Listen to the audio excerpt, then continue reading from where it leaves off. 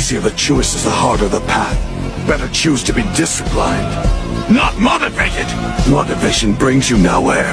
It's a feeling to get started, but not to get you going. Discipline will get you to places. If you lost a loved one, keep going. If there's no one with you, keep going. It's a waste of time to think about the past.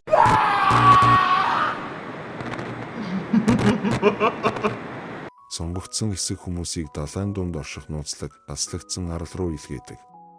Тэнд очсон эдгээр хүмүүс ямар нэгэн байдлаар хувьсан өөрчлөгдөж, The Talented буюу авьяаснууд хэмээх шин төрлийн хүмүүс болжээ. Дэлхийн бусад хүмүүсийн хувьд тэд бол хүн төрөлхтөн болон дэлхийг устгахаар ирсэн хар гаригийн мангасуудын эсрэг дайнд амьд үлдэх цорын ганц найдвар юм. Эдгээр мангасуудыг одоо хүн төрөлхтний дайсан гэж нэрлэдэг. Түүх тодорхойгүй он цагт 2000-аад оны ихэнх үе орчимд эхэлнэ. Гол дүр нь Nano Nakajima нэртэй хүү бөгөөд тэр энэ арал дээр бусад авьяастай хүмүүсийн хамт амьдардаг. Гэвч тэр өөрөө ямар ч авьяас чадваргүй төрсөн тул гэр бүлийнхэндээ ичгүүр болжээ. Түүний аав түүнийг явуулах тушаал өгч авьяасаа олохын тулд энэ академид илгээсэн байна. Ингэснээр тэр гэр бүлээсээ хол амьдрах болжээ. Энэ арал нь авьяастай хүмүүсийг сургах зорилттой сургууль эсвэл бэлтгэлийн бааз мэт бөгөөд дэлхийгээс бүрэн тусгаарлагдсан. Гадаад ертөнцтэй холбоо бараг байхгүй. Зөвхөн төв штабтай багш холбогдож чадна. Тэр төв нарал болон хүн төрөлхтний дайснуудыг устгах ажиллагааг хариуцдаг байгууллага юм. Nakajima ангидаа гадуурхагдсан нэгэн бөгөөд чадваргүйгээсээ болж бусдаар дээрлэхүүлдэг. Нэг өдөр багш нь ангидаа хоёр шин сурагч танилцуулна. Эхнийх нь Kelly Honora нэртэй хүү.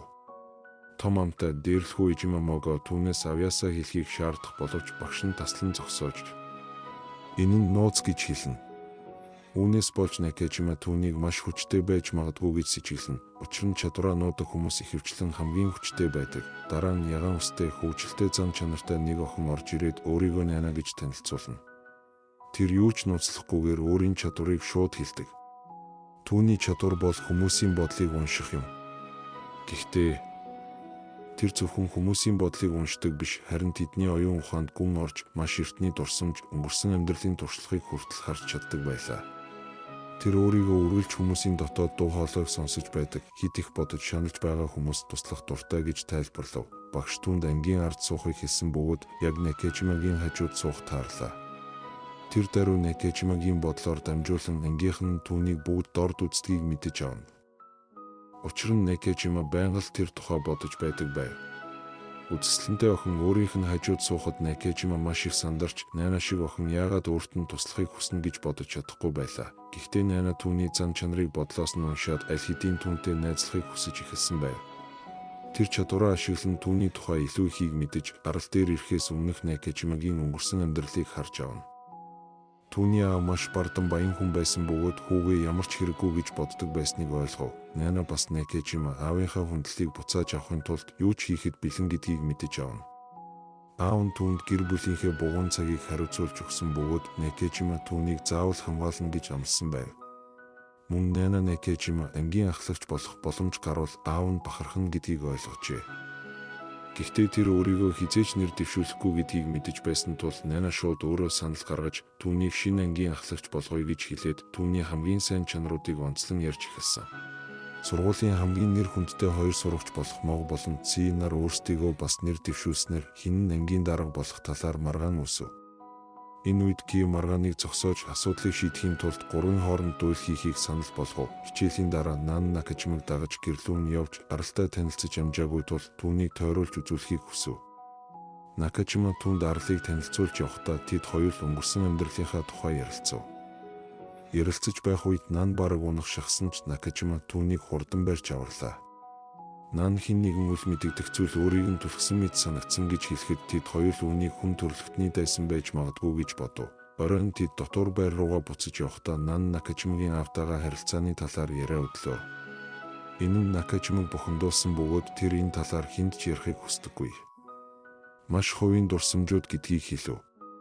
Гэвч Nana түүний сэтгэлийг ойлгохыг хичээн үргэлжлүүлэн асуухад Nakajima улам уурлав. Nana түүнийг ангийн даргад нэр дэвшүүлсэн нь буруу гэж ойлгохгүй байв. Учир нь ингэснээр тэр удирдах чадвараа аавдаа баталж чадна гэж боджээ. Харин Nakajima өөрийг нь сонгох ямар ч утгагүй. Учир нь өөрт нь ямар ч авьяас байхгүй тул ялах боломжгүй гэж хэлв. Маргааш нь сургууль дээр галын хүчтэй мог болон мөсний шидтэн нар ангийн даргын төлөө тусалдахад бэлэн болов. Тэд тулааны талбайд орж бие рүүгээ олон довтлогоо хийж эхэллээ. Эцэст нь мөсний шид ашиглан могийн хөлийг хөлдөөж ялалт байгууллаа.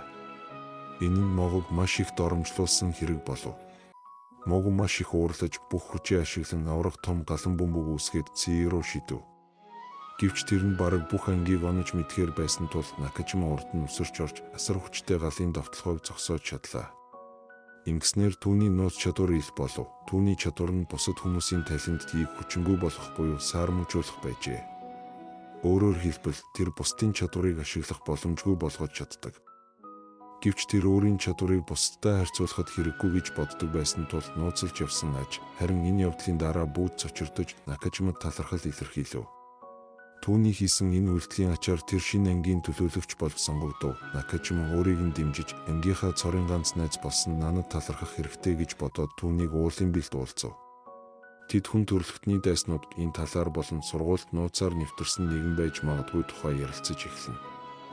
Учир нь тэдгээр дайснууд ямар ч дүрд хувирч чаддаг, бүр хүний дүрд чорч болдог гэж үздэг байлаа. Гэтэл яг тэр мөчид Нангийн хөөрхөн илдэг дүр төрх гинт харанхуй болж хувирч тэр Накажимаг уулын хатан цохороо түлхэж унгаана. Гайхаж боломгдсон Накажима нарийн олсноос зүгдэн амьдууж юу болж байгааг асуув. Тэгэхэд Нан үннийг хэлнэ. Тэр үнэндээ ямар ч талентгүй жирийн хүн аж. Тэр таленттай хүмүүс нэг биш байжээ. Мөн хүн төрөлхтний дайснууд гэж заадаг мангасууд үнэндээ огт байдаггүй. Сурах бичигт гардаг шиг авраг мангасууд бол зүгээр худал мэдээлэл байсан гэдгийг илчлэнэ. Харин жинхэнэ хүн төрөлхтний дайснууд бол өөрсдөө энэ таленттай хүмүүс юм гэж тайлбарлав. Тэрээр Накажимад тайлбарлахдаа ойролцоогоор 5 жилийн өмнө жирийн хүмүүс дэлхийд даяар хурдтай нэмэгдэж байсан таленттай хүмүүсээс залхаж эхэлсэн. Эдгээр онцгой чадвартай хүмүүс анх гэмт хэрэгтэй тэмцэж хүн төрөлхтөнд туслах ёстой байсан ч бодлого өөрсдийн ашиг сонирхол мөнгөний төлөө чадвараа ашиглаж эхэлсэн байна.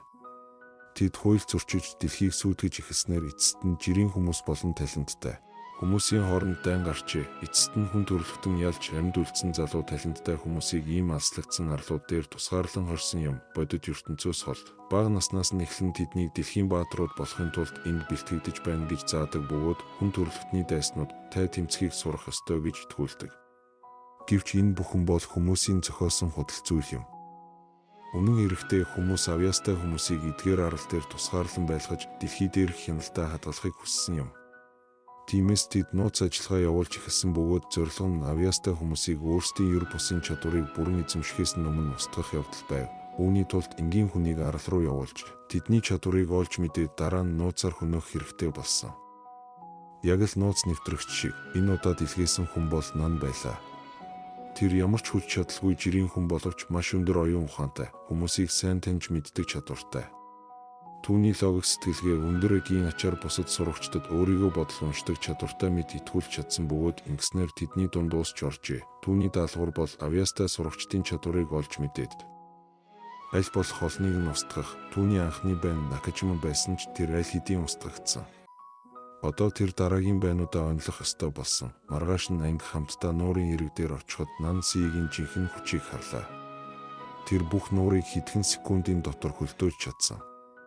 Мөсний зузааныг хараад Нан бүрэн хайлахад дор хаяж 5 хоног шаардлагатай гэж дүгнэв. Дараа нь ангид Нанситай хамт сууж түүний чадварын талаар илүү их мэдээлэл авна. Харин энэ үед мог өөр нэг сурагчийг дээрлэхэж байлаа. Тэр түүнийг цохоор дайрахад гинт өөрөө унаж очив. Энэ нь цаг хугацааг удирдах чадвартай өөр нэг авьяастан сурагч Шибусагийн хийсэн хэрэг байв. Шибусагийн чадварын талаар Нанад тайлбарлав. Тэр бол ангийн хамгийн хүчтэй нь байж магадгүй гэж хэлв. Учир нь Шибусав цаг хугацааг зогсоож буруу шоош нь хөдөлгөж тодорхой үйл явдлын ирээдүйг өөрчилж чаддаг байлаа. Үүнийг сонссон Нан түүнийг дараагийн бай болгон тэмдэглэв. Учир нь тэр хэтэрхий хүчтэй тул Нангийн зорилгыг буюу бүх авьяаснуудыг устгах төлөвлөгөөг нурааж мэдэх байв. Ингээд Нан Шибусав бүдийн хоолнд урьж түүнд дурлсан мэд жүжиглэж эхлэв. Үнэндээ тэр түүний чадварын талаар илүү их мэдээлэл авахыг хүсэж байлаа. Тэрээр Шибусавгийн сул тал болон хязгаарлалтыг мэдхийг зорьсон юм. Ингэж байгаад Нан түүнийг хамгийн ихдээ 24 цагийн өмнөх рүү буцаж чаддаг гэдгийг олж мэдэв. Мөн илүү хол өнгөрсөн рүү очиж болох ч ингүүл тэр маш их ядардаг байлаа. Нан Шибусов устгах төлөвлөгөө боловсруулж эхэлсэн ч яг тэр үед цагаан үстэй нууцлаг шин сурагч болох Кей тэдний ярианд оролцож ирэв. Тэр мөн Нантай нэг өдөр ангид орсон бөгөөд түүний чадвар одоо хүртэл нууц хിവэр байв. Кей Накажимгийн гинэд алга болсон талаар сонирхож Наныг байцааж эхэллээ. Гэвч Нан өөрөөсөө анхаарлыг холдуулахын тулд Кейг чадвараа нууж байгаа учраас хүн төрөлхтний дайсан байж магадгүй гэж буруутгав. Шибусов Нангийн талд орж Кейгаас сэжиг авалгүйгээр түүнд итгэв. Ингээд Кей илүү сэжиг төрүүлэхгүй тул зүгээр л холдон явлаа. Энэ явдлын дараа Шибусов Накажимгийн алга болсонд санаа зовж үннийг олж мэдхийг хүсв. Тэр Нанад найзынх нь сураг гаргахад туслана гэж хэлсэн ч өөрөө мэдлгүй өөрийнхөө төгсгөл рүү алхаж байлаа. Нан түүнийг яг нуур хөлдөж байсан мөч рүү цаг хугацаагаар буцааж илгээж чадсан. Ингэснээр Шибусов мөсөнд дор гацаж дор хаяж 5 хоног хайлахгүй мөсөнд хоригдов. Ингээд Шибусовгийн амьдрал төгсөв. Ингэснээр Нан аль хэдийн 2 байг устгасан байлаа. Гэхдээ Нангийн ганц асуудал нь шинэ хүү Кёй байлаа. Тэр аль хэдийн Наныг сэжиглэж эхэлсэн бөгөөд энд юу болоод байгааг тодорхой хэмжээнд ойлгож байсан. Тэд зарим талаараа адилхан, эсвэл бүр тэр Нанагаас илүү ухаантай байж магадгүй. Гэсэн ч Нан түүний жинхэнэ чадварыг заавал олж мэдэх хэрэгтэй байв. Тиймээс тэр Кёйгийн чадварыг илрүүлж түүнийг аль болох хурдан устгах арга олохын тулд ямар ч аргыг хэрэглэхээр шийдэв. Илүү их мэдээлэл авахын тулд тэр түүнийг сургууль дээр нууцаар дагаж эхэлжээ. Ингэж дагаж байхдаа Кёй жижүүрийн өрөөнд нэг золбин муурыг тижээдэг болохыг олж мэдэв. Тэр өдөр бүр үдийн цайны цагаар суу худалдаж авч халаагаад мууранд өгдөг байлаа. Дараа нь Нан түүн дээр дахин очиж найз болох хүсэлтэй мэд дүр эсгэн. Кёй түүнийг өрөөндөө өрсөн бөгөөд тэр өрөө жирийн унтлахын өрөө гэхээсээ илүү номын сан шиг харагдаж байв. Гэвч Кёй санаатаагаар Нанад өөрийн чадварыг ойлгоход ашиглаж болох болон сэжүүрүүлдэжээ. Өрөөг нь ажигласны дараа Нан Кёйгийн нэг сул тал нь үнэрлэх мэдрэмжгүй болохыг ойлгов. Учир нь тэр бүх хоол хүнсэн дээрээ шошунааж хугацааг нь тэмдэглэсэн байв. Мөн үүнээс Нан Кёйг өнгө ялгаж харж чаддаггүй, хар цагаан хараатай гэж дүгнжээ. Товчхон дүгнэлт хийсний дараа тэд хамтдаа видео тоглоом тоглож эхэлсэн бөгөөд Кёйг өөрийн дүүгийн тухай ярив. Түүний дүү мөн чадвартай хүн байсан бөгөөд энэ арал руу явуулсан ч түүнээс хойш огт холбоо бариагүй ажээ. Тиймээс Кёйгийн энэ аралд ирэх зорилго нь зөвхөн хүн төрөлхтний дайснуудыг судлах биш, харин дүүдээ юу тохиолдсныг олж мэдэх байлаа. Тэр Накажиманд юу тохиолдсныг мэдвэл бүх хариуг олно гэж бодож байв. Кёй Наныг Накажимагийн алга болсон газрын дээр хамт очихыг хүсэж дахин байцааж эхлэв. Нан яагаад тэр ийм дайсагнасан байгааг ойлгосонгүй. Харин тэр өөрөө Кёйгийн талаар илүү ихийг мэдхийг хүсэж байлаа. Тиймээс Нан түүнийг өөрийг нь айлгаж байна гэж шалтгаалan. Энэ удаад өөрөөс нь асуулт асууж эхэлжээ. Гэвч Кей давуу байдлыг авч Нан үнэхээр чадвартай эсэхэд эргэлзэж эхэллээ. Хэрвээ Нан бодол уншдаг байсан бол Кейгийн чадварыг аль хэдийн мэдэх ёстой байв. Гэхдээ Кейд хангалттай нотлохоо байгаагүй тул Наныг буруутгаж чадсангүй. Тиймээс одоохондоо орхиж найзууд болох санал тавив. Нан зөвшөөрөв. Маргааш нь Нан Кейд зориулж өрх бэлтлээ. Түүний өдөр тутмын дадлыг мэддэг болсон тул муур тижээдэг. Саравчинд нь хий алдуулж орхив. Кей өнөр мэдрэхгүй тул юу ч анзаарахгүй. Плитка асаахад бүхэл саравч дэлбэрэх байв. Кей орж ирээд юу ч анзааралгүй плитка асаахад дэлбэрэлт болж тэр бүхэлдээ шатсан байдалтай онов. Нан гимгүй мэд дүр эсгэн ойртож тусламж дуудана гэж хэлэхэд гинэд Кей амьсгаа тасрах шахсан байдалтай Нангийн хөлийг барив. Ингэж түүний чадвар ил болов. Тэр бол үхшгүй. Ямар ч аргаар түүнийг алах боломжгүй. Энэ үед Кей Наныг хүн төрөлхтний дайсан гэж сэжиглэж эхэлсэн ч удалгүй өөрийгөө хэтрүүлсэн гэж бодон тайвширч Нан үнэхээр туслах гэж оролдсон байж магадгүй гэж үзв. Тэр уучлал гуйж найзууд хിവэр байхыг хүсв. Нан Кейг өөрийг нь гол сэжигтэн гэж бодохыг хүсэхгүй байсан тул өөрийгөө хамгаалах шин төлөвлөгөө боловсрууллаа. Удалгүй тэр Мичиру нэртэй маш ийдэг баг зэрэг болох охинтой танилцв. Мичиругийн чадвар нь маш онцгой. Тэр шүлсээрээ хүнийг шууд эдгэж чаддаг байв. Нан түүнд тусалж дээрлэхүүлдэг хүүхдүүдээс нь хамгаалснаар тэд сайн найзууд болов. Гэвч үнэндээ Нан Мичируг дараагийн төлөвлөгөөндөө ашиглах гэж байсан юм. Шөнө Нан өөрийгөө хутгалж шархдууллаа. Мичиру ашигч Кей ирэхэд Нан зориуд ингэж хийсэн байв. Учир нь Мичиру түүнийг эдгэн гэдгийг мэдэж байсан. Хин хийснийг асуухад Нан хүн төрөлхтний дайсан хийсэн. Тэд үл үзэгддэг болж чадна гэж бодол хэлв. Гэвч Кей дахин итгэсэнгүй. Нан өөрийгөө өөрөө хутгалсан байж магадгүй гэж бодов. Гэхдээ нотлохоо байхгүй тул дүгнэлт хийж чадсангүй. Маргааш нь Ангара Накажимаг хүн төрөлхтний дайсан алсан гэж дүгнэв. Тиймээс шинэ ангийн дарга сонгохоор боллоо. Нан зөрөгтэйгээр дайсантай нүүр тулж амьд гарсан тул ангийн итгэлийг олж. Шин даргаар сонгогдов. Түүний анхны тушаал нь нэг сурагчийг бусдын чадварыг судалж бичгийг даалгав. Тэр үүнийг эрэх дайралтад бэлтэх хэрэгтэй гэж тайлбарлав. Гэвч энэ төлөвлөгөө нь гинэд нурлаа. Хичээлийн дараа Цунагчи нэртэй хүн Наныг зогсоож ирээдүйд болох зүйлийг харуулсан зураг үзүүлв. Түүний чадвар нь ирээдүйг хардаг зүүдлэх үедээ. Ирээдүйн зураг авдаг бөгөөд тэдгээр нь 100 биелдэг. Тэр Наныг аралт ирснээс хойш ажиглаж байсан бөгөөд Нагчмаг алсан Шипусууг нуурт хавханд оруулсны бүгдийг мэдэж байлаа. Одоо Наныгийн нууц бүрэн ил болох аюул нүрлээд байв. Тэр өөрийг нь алах гэж байгааг мэдсэн тул Нанад хэрвээ чимээгүй байлгамаар байвал найз охин минь бол гэж сүрдүүлэн шантаажilж эхэлнэ. Ингээд түүнийг өрөөндөө авчирч өөрт нь массаж хийлгэж хамт хонохыг шаардна. Энэ үед Нан түүний чадвар хэрхэн ажилтгийг ажиглаж унтаж байх үед нь ирээдүйн зургууд хэрхэн гарч ирдгийг ойлгоно. Тэр дундаас Нанад харагдуулахыг хүсэхгүй нэг зургийг олж нууцаар авчихна. Маргааш нь Цунагчис ирэхэд ердөө 4 зураг байгааг анзаарч нэг нь алга болсныг мэдээд Наныг сэжиглэнэ. Тэр зургийг Наныгийн халааснаас олж уг зурагт тэдний тулаанд өөрөө ялж байгааг харуулж байжээ. Нан тэр зургийг зориуд авч өөрийгөө давуу байр суурьтай мэт харагдуулахыг хүссэн байна. Гэвч Цунагчи юу ч өөрчлөгдөхгүй. Зурагт гарсан бүхэн яг тэр чигээрээ биелэн гэж хэлнэ. Маргааш нь оройн 10 цагт тэд сарвчанд уулзахаар тохиролцсон. Энэ нь яг зураг дээр гарсан мөч байв. Харин Нан хувь заяаг өөрчлөхийн тулд урьдчилан бэлтгэл хийж ирэхээс нь 5 минутын өмнө хортой зүүх газарт тараан тавьж дараа нь олс барин төлөвлөгөөгөө хэрэгжүүлэхээр зэхнэ. Тэр өөрийг нь алах гэж байгааг ойлгоод Нан түүнийг айлган сүрдүүлж байгааг ашиглан бусдад үннийг хэлэхгүй байхыг шаардав. Харин үүний оронд тэр Наныг өөрийн найз охин болохыг хүсэж өрөөндөө дагуулж очиод массаж хийлгэж хамт шүн өнгөрөөхийг тулгав. Энэ үед Нан түүний чадвар хэрхэн ажилладгийг анхааралтай ажиглаж зүүдэлж байхдаа гарч ирдэг зургуудыг судалж байлаа. Тэр дундаас Нан нэг зургийг түүнд үзүүлэхийг хүсээгүй тул нууцаар авч нуув. Маргааш нь Цунагчис ирэхдээ ердөө 4 зураг байгааг анзаарч нэг нь алга болсныг ойлгов. Тэр нэг дор хамгийн ихдээ 5 зураг авдаг чадвартай байсан бөгөөд Нан үүнийг мэдээгүй байв. Тиймээс тэр алга болсон зургийг Нан авсан гэж буруутгаж эцэст нь Наныгийн халааснаас олж авав. Тэр зураг дээр Цунагчи Наныг ялсан мэт харагдаж байсан. Нан зориуд тэр зургийг авч өөрийгөө давуу байдалд байгаа мэт ойлгуулахыг хүссэн байлаа. Харин Цунагчи ямар ч тохиолдолд бүх зүйл зурганд гарснаар яг таг болно гэж итгэж байв. Ингээд маргааш орой 22 тэг цагт тэд сарвчанд уулзахаар болов.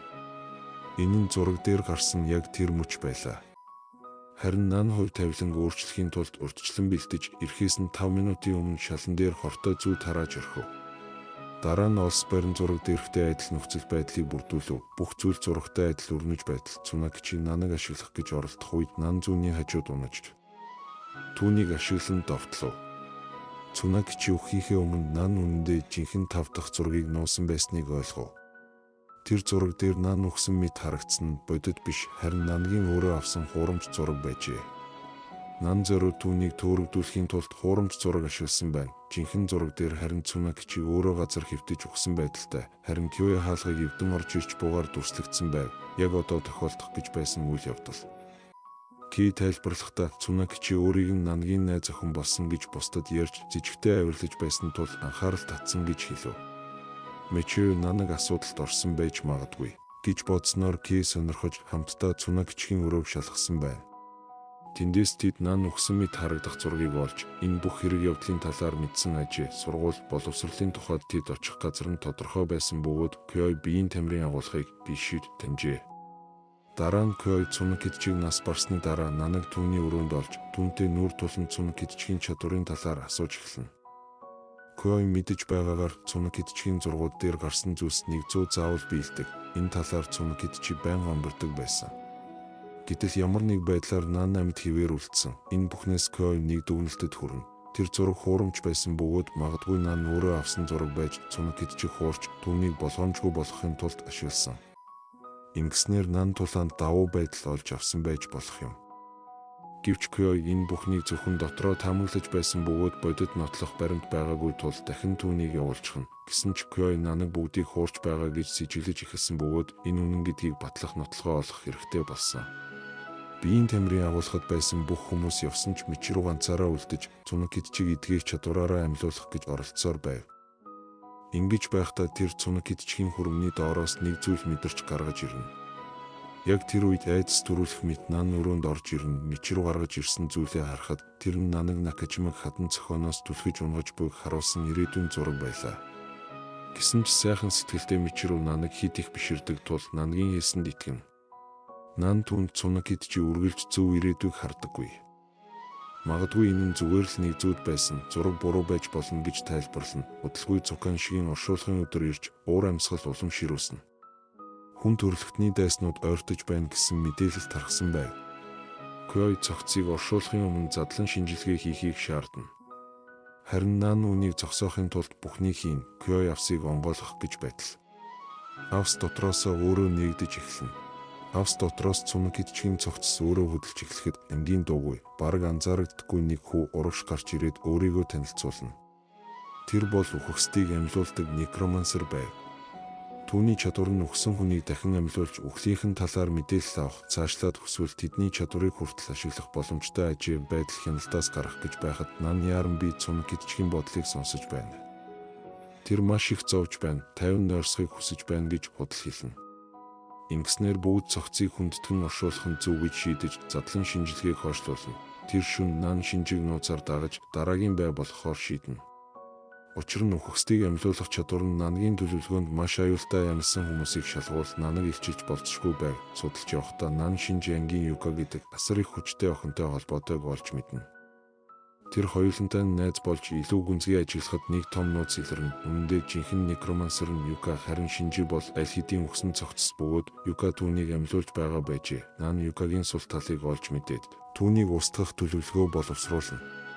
Эцэст нь Юкаг сул дорой байдалд оруулж хортой зүгээр довтлон устгана. Дараа нь Нан ойд явж байгаад Хабу гэдэг охины араас сэмхэн очиж түүний найз Каори хаан байгааг асууна. Хабу Каортой маргалдсан, одоо дотор байранд байгаа гэж хэлнэ. Каори ойр хавьд байхгүйг мэдсэн Нан энэ боломжийг ашиглан Хабуг хортой зүгээр хатгаж утсыг нь булаан авч нууц кодыг нь шаардна.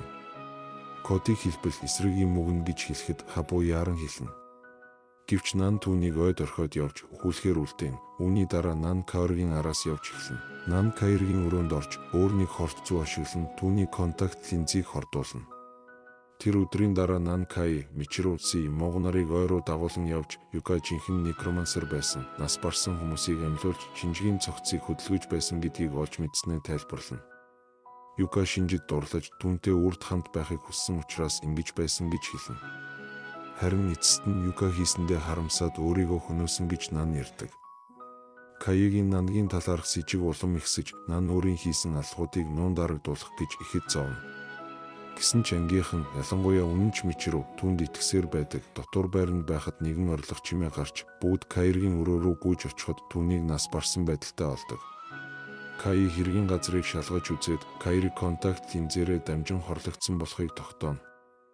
Мичиро Хабугийн чадвар нь шүлсээ хор болгож хуургах гэдгийг хэлснээр Кай Нангийн оронд Хабуг сэжиглэж эхэлнэ. Кайргийн утсыг шалгасны дараа Мичиро Кайд Кайри Хабу хоёр ойд Нангийн хамт байсан үедээ хамгийн сүүлд ирсэн гэж хэлнэ. Нан Кайрыг алсан гэдэгт итгэлтэй болсон Кай ангийнхандаа Нан буруутай гэж хэлж өөрийн баримтуудыг тайлбарлана. Дараа нь Кай Наныг нэгжиж Хабугийн утсыг олохыг оролддогч юу ч олж чаддаггүй. Баримтгүй болсон тул тэр Нанагаас уучлалтгүй байна. Мичиро хүртэл Наныг буруутгасан Кайнд уурлаж загнана. Нан бусдад Хабугийн сүнсний дууг сонсож байна гэж хэлээд хэн нэгнийг дахид сэжиглэхгүй байхыг хүсэж байна гэж дамжуулна. Тэр шөнө Мичиро Наныг дотор байрны гадаа харуулж зогсож байгааг хараад өөрийн илдэг зангаар түүн дээр очино. Мичиро Нанад харуулж зогсож байгаад амархыг санал болгосон ч гинт зангаа өөрчилж нүдэн ширүүсэд хутга гар Нан руу чиглүүлэн чиний жинхэнэ чадвар юу вэ гэж асуув. Тэр Мичирог өөр зорилготойгоор арал дээр ирсэн гэж сэжиглэж байв. Нан цочирдсан ч хурдан арга хэмжээ авч түүнийг зэвсгээс нь салгаж гарыг нь шархдууллаа. Маргааш нь Нан Мичирог хад руу дагуулж очиод тулгаж асуув. Учир нь тэр хүн жинхэнэ Мичиро биш гэдгийг ойлгосон байв. Шархаа эдгэх чадвартай Атла Болт хийсэн байсан юм. Тэр даруй Мичиро дүрээ хувирган нэг эрэхтэй болж өөрийгөө Жин гэж танилцууллаа. Тэр өмнө энэ сургуульд сурч байсан гин Жин Наныг нууц агуудаа дагуулж очиод копи хийж өгнө. Тэр өөрийгөө өмнө нь Кёягийн хоолдог байсан муурын дүрд хувирч байсан гэдгийг хэлв. Мөн 5 жилийн өмнө энэ арал дээрх сурагчид хоорондоо дайн хийж байсан тухай ярив. Гэвч Нан түүний ундаанд хор хийж чин унаж нас барсан мэт болов. Нан хороонд мэдэгдэхээр утсаа гаргатал Кёя гарч ирэн утсыг нь булааж авна. Дараа нь тэр Мичиру болон Си зэрэг хүмүүсийн дүрд ээлжлэн хувирч чин хүссэн хүнийхээ дүрдүүдийг үе чадварыг ч хуулбарлаж чаддгийг Нан аимшигтайгаар ойлгов. Нан зүгтхийг оролдоход жин мог болж хувираад асар том галан бөмбөг шидэн түүнийг зогсооно. Нан унаж бараг ухаан алдах шахав. Жин түүнтэй ярилцаж итгэл олж авахын тулд гэр бүлийнхэн тухай асуув. Нан баг зэрэг сэтгэлээ нээж эцгийнхэн чадвартай нэг хүний дайралтад бүртэн алагдсан тухай ярьжээ. Тэр хүн гэрт нь орж ирээд дээрэм хийж эцгийнхийг нь хөнөөсөн байна. Ираны дараа Жин Нанд хэлэхдээ Жин Наныг үнэндээ таалагддаг гэдгээ хэлээд өөрөө ч мөн адил өмнө нь түүний байдалд байсан учраас ойлгож чадна гэв. Тэр олон жилийн өмнө арал дээрх бүх хүмүүсийг устгасан бөгөөд түүнээс хойш агууд нуугдан амьдарч байгаа аж. Жин Наныг анхааралтай байхыг сануулж энэ арал дээр зөвхөн тэр ганцаараа алуурчин биш байж магадгүй хэлв. Учир нь тэр бусад сурагчдын зорилгыг мөн судалж байсан байна. Нан ухаан ороход жинхэнэ Мичиругийн орон дээр хэвтэж байлаа. Түүний нуруу бүрэн эдгэрсэн байсан бөгөөд Мичиругийн ийдэг сайхан сэтгэл Наныг баг багаар нээлттэй болгов. Тэр эцгийнхийнхээ өхлийн тухай ярьж багадаа өнчирч хоцорсноо хуваалцав. Дараа нь Нан Мичируг анхааралтай ажиглаж эхэлж хитрхи сайхан сэтгэлтэй байгаад нь эргэлзэв. Тэр Мичируг нууцаар өөрийг нь шалгаж байгаа гэж бодож хүн бүрт хар тал байдаг шиг түүнд ч бас тийм тал бий гэж дүгнэв. Нан нэг өдөр түүнийг устгах хэрэгтэй гэдгийг ойлгож байсан ч одоогоор тэгэх шалтгаан олдсонгүй. Тиймээс түр орхив Юка Шинжи. Каори нарын оршуулгын үеэр Кёя багшаас дараагийн удаа төвөөс холбоо барихад дээд албан тушаалтнуудтай ярих хүсэл тавив. Энэ хооронд Нан Мичируг чадвараа хит их ашигласнаас болж унаж байгааг анзаарав. Хожим нь Нангийн өрөөнд Жин дахин гарч ирж утсыг нь буцааж өгөхийн тулд дахин илүү нээлттэй ярилцахыг хүсв. Гэтэл гинт Мичиру орж ирэхэд Жин шууд муурын дүрд хувирчээ. Мичиру Нангаас яагаад өөрийг нь муу хүн гэж боддог талаар илүү ихийг асуув. Тэгэхэд Нан өөрийнхөө хүүхэд насны тухай ярьж эхэллээ. Нэг шөнө тэр цонхоороо гарч яваад буцааж төвчхээ мартснаас хулгайж орж ирж эцгийнхийг нь хөнөөсөн гэж хэлв. Маргааш өглөө Кёя огтод шин цогц харуулв. Энэ удаагийн үхэл Нангийн хийсэн зүйл биш байсан нь Жингийн анхааруулгыг баталж Нан өөрөөс нь өөрнийг алуурчин арал дээр байгааг ойлгов. Тэд нас барсан хүнийг Рүжи нэртэй хүү болохыг тогтоосны дараа Кёя мөрдөн шалгаж эхэлж түүний өрөө яг хажууд нь байсан мовгоос урд шөнө юу хийж байсан талаар асуув. Мов Кёяд найзуудаа урам өгөх яриа хийж байсан гэж хариулжээ. Дараа нь Кёя мовгийн найзуудаас чадруудыг нь асуухад тэд нэг нь астрал аялал хийх, нөгөө нь дуу хоолой дураах, бас нэг нь хүнийг татах соронзон маягийн чадвартай гэдгийг хэлв. Үүний дараа Кёя Рүжигийн найз бүсгүй Фукагаас чадварыг нь асуухад тэр өөрийн чадвар хит хүчтэй тул бүгдийг гадаа гарч үзүүлэхэн дээр гэж анхааруулв. Гадаа гарсны дараа тэр газар дэлхийн элементүүдийг жишээ нь салхийг удирдах чадвартайгаа харуулж Кёя руу довтлов. Тэр үед багш нь гүйж ирээд Кёяг дуудаж дээд байгууллагаас утас ирснийг хэлв. Харин өрөөнд Нан Мичиру хоёр хэрэг гарсан газрыг шалгаж байлаа. Нан Мичируг санаа зовсон байдалтай байгааг анзаарсан юм. Удалгүй Мичиру Нангаас сургуулаа төгсөөд өөртөө нь болон эцэг эхтэй нь хамт амьдрахыг хүсв. Энэ нь Наныг сэтгэл хөдлөж тэр өрөөнөөс гарч явлаа. Мичиру Нангийн хувцсыг угааж өгсөний дараа Нан халаасандаа Жиний эсрэг ашиглахаар үлдээсэн байсан хорны сав алга болсныг анзаарав. Яг тэр үед Кёя болон багш гарч ирж багш Кёяд төвөөс ирсэн нэгэн хүн. Энэ хэсгийн орчуулга төв байгууллагаас хүн арал дээр ирэх гэж байгаа тухай мэдээ гарна. Кёяд байцаагцсны дараа Фука Нангаас найз залуу Рүжигийнхээ өхлийн өшөөг авахд туслахыг гуйна. Удалгүй Нан Мичиругийн өрөөнд очиж алга болсон хорны саваа хайж байх үед Жин гарч ирээд түүнийг буцааж өгнө. Жин Наныг Мичируг шалгаад үз гэж хэлнэ. Нан хаалгыг нээхэд Мичиру угаалгын өрөөнд ухаангүй хэвтэж байгааг олж харна. Авьяастай хүнийг аврах уу эсвэл өөрийн жинхэнэ даалгавартайгаа үнэнч үлдэх үү гэдэг дээр дотроо тэмцэлцсэний эцэст Нан түүнийг тэврэн авч багш дээр очиж эмч дуудахыг хүснэ. Гэвч багш бүх багш нар аль хэдийн арал орхисон тул Кёягаас тусламж гуйхыг хэлнэ. Кёя Наныг эмгч Нан яран Мичиру дээр буцаж очино. Тэр шөнө Фука ирж найз залуу Рүжигийн хэрэг дээр ахиц гарсан эсхийг асуухад Нан Кёя шалгаж байгаа гэж хариулна. Цаг хугацаа өнгөрсөөр удалгүй Мичиру ухаан орж ойд шүршүүрт орохоос өмнө нэгэн нууцлаг муурыг эдгээсэн тухайга Нанад ярив. Харин ойд Жин Рүжигийн алуурчинтай таарч арал дээрх амьтад тижээвэр амьтдад гар хүрхээ болохыг анхааруулна. Үүний зэрэгцээ нууцлаг 2 дахь халуурч нь нангийн удирддаг хүмүүсийн байрладаг газарт уулзалт хийж байгааг харуулна. Ноён Сорка өөрөө арал дээр очиж шалгана гэж хэлв. Арал дээр буцаж ирэхэд Нан Мичрүү 2 тоглоом тоглож байхдаа Нан энэ боломжийг ашиглан Мичрүүгийн жинхэнэ санааг мэдхийг хүсэж, яагаад үргэлж ийм сайхан сэтгэлтэй байдгийг асууна. Мичрүү тайлбарлахдаа урд нь өөрийн чадвараас болж дээрлэхүүлдэг байсан бөгөөд авьяастай хүн байхыг үзэн яддаг байжээ. Гэвч нэг өдөр тэр золбин нохойг эдгээхэд сургуулийн нэг охин ирж талархсан байна. Тэр охины Хитом гэдэг байсан бөгөөд Мичрүү дээрлэгчдээс хамгаалж чадвараа бусдад туслахад ашиглахыг урамшуулжээ. Хожим Хитом хорт хавдраар нас барсан ч түүний нөхөрлөл Мичрүүгийн амьдралд гүн нөлөө үзүүлсэн байна.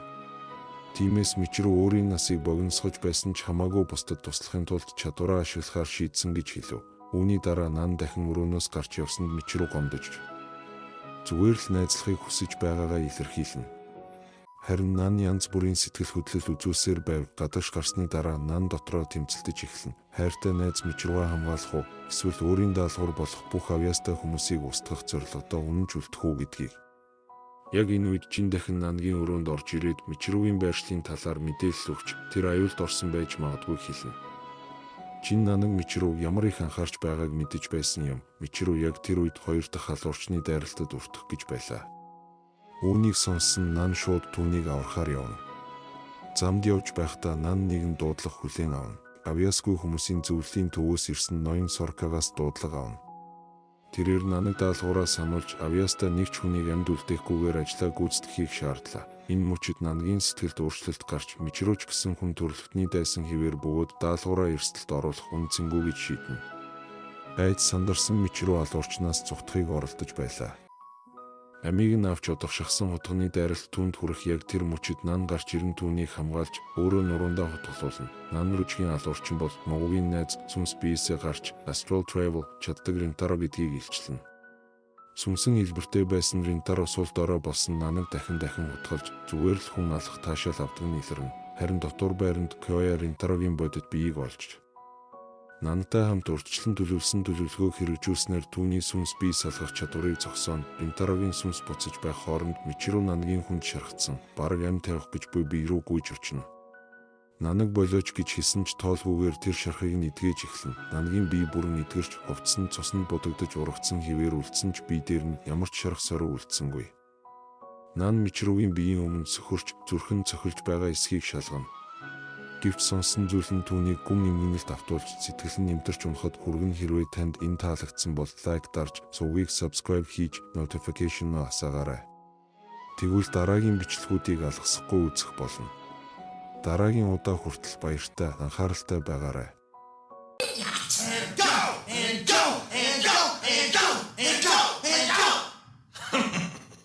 Guess it's me. Well,